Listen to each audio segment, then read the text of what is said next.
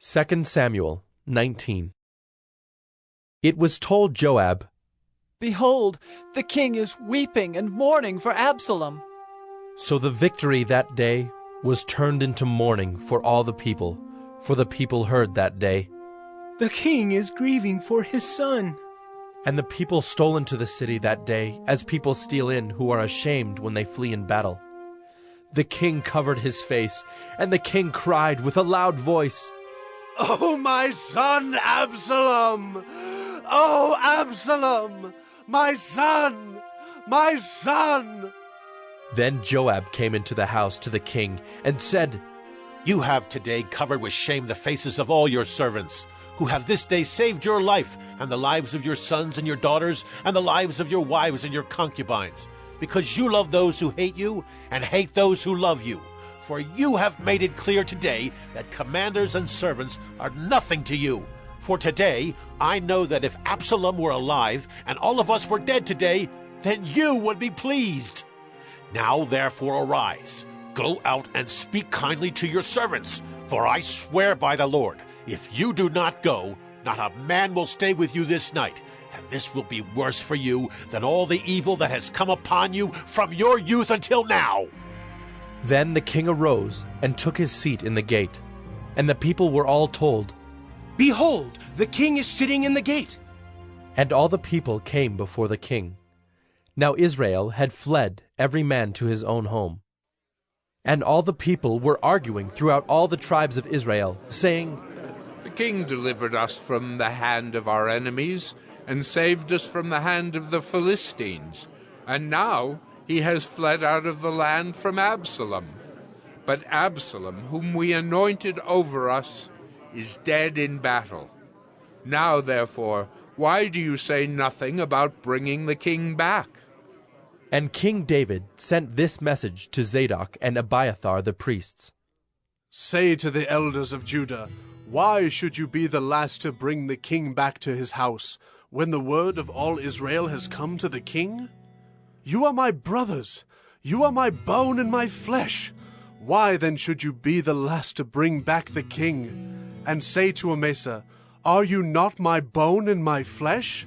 God do so to me and more also, if you are not commander of my army from now on in place of Joab." And he swayed the heart of all the men of Judah as one man, so that they sent word to the king, "Return, both you and all your servants." So the king came back to the Jordan, and Judah came to Gilgal to meet the king and to bring the king over the Jordan. And Shimei, the son of Gera the Benjaminite from Bahurim, hurried to come down with the men of Judah to meet King David. And with him were 1,000 men from Benjamin. And Ziba the servant of the house of Saul, with his 15 sons and his 20 servants, rushed down to the Jordan before the king, and they crossed the ford to bring over the king's household and to do his pleasure. And Shimei the son of Gera fell down before the king as he was about to cross the Jordan, and said to the king, "Let not my lord hold me guilty, or remember how your servant did wrong on the day my lord the king left Jerusalem. Do not let the king take it to heart, for your servant knows that I have sinned. Therefore, behold, I have come this day, the first of all the house of Joseph, to come down to meet my lord the king."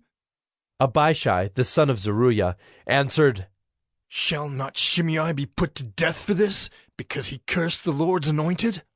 But David said, "What have I to do with you, you sons of Zeruiah, that you should this day be as an adversary to me? Shall anyone be put to death in Israel this day? For do I not know that I am this day king over Israel?" And the king said to Shimei, "You shall not die." And the king gave him his oath. And Mephibosheth, the son of Saul, came down to meet the king. He had neither taken care of his feet, nor trimmed his beard, nor washed his clothes from the day the king departed until the day he came back in safety. And when he came to Jerusalem to meet the king said to him, "Why did you not go with me, Mephibosheth?" He answered, "My lord, O king, my servant deceived me. For your servant said to him, I will saddle a donkey for myself, that I may ride on it and go with the king. For your servant is lame. He has slandered your servant to my lord the king. But my lord the king is like the angel of God. Do, therefore, what seems good to you. For all my father's house were but men doomed to death before my lord the king, but you set your servant among those who eat at your table. What further right have I than to cry to the king?" And the king said to him, "Why speak any more of your affairs? I have decided. You and Ziba shall divide the land."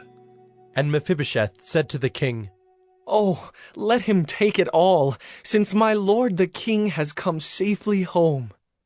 Now Barzillai the Gileadite had come down from Rogelim, and he went on with the king to the Jordan to escort him over the Jordan.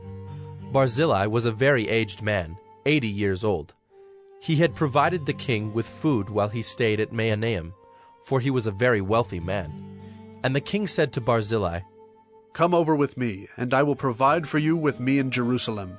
But Barzillai said to the king, "How many years have I still to live, that I should go up with the king to Jerusalem? I am this day 80 years old. Can I discern what is pleasant and what is not? Can your servant taste what he eats or what he drinks? Can I still listen to the voice of singing men and singing women? Why then should your servant be an added burden to my lord the king? Your servant will go a little way over the Jordan with the king. Why should the king repay me with such a reward? Please let your servant return, that I may die in my own city near the grave of my father and my mother. But here is your servant Kimham. Let him go over with my lord the king, and do for him whatever seems good to you." And the king answered, "Kimham shall go over with me, and I will do for him whatever seems good to you. And all that you desire of me I will do for you." Then all the people went over the Jordan, and the king went over. And the king kissed Barzillai and blessed him, and he returned to his own home. The king went on to Gilgal, and Kimham went on with him. All the people of Judah, and also half the people of Israel, brought the king on his way. Then all the men of Israel came to the king, and said to the king, "Why have our brothers, the men of Judah, stolen you away, and brought the king and his household over the Jordan, and all David's men with him?" All the men of Judah answered the men of Israel, "Because the king is our close relative. Why then are you angry over this matter? Have we eaten at all at the king's expense, or has he given us any gift?" And the men of Israel answered the men of Judah, "We have 10 shares in the king, and in David also we have more than you. Why then did you despise us? Were we not the first to speak of bringing back our king?" But the words of the men of Judah were fiercer than the words of the men of Israel.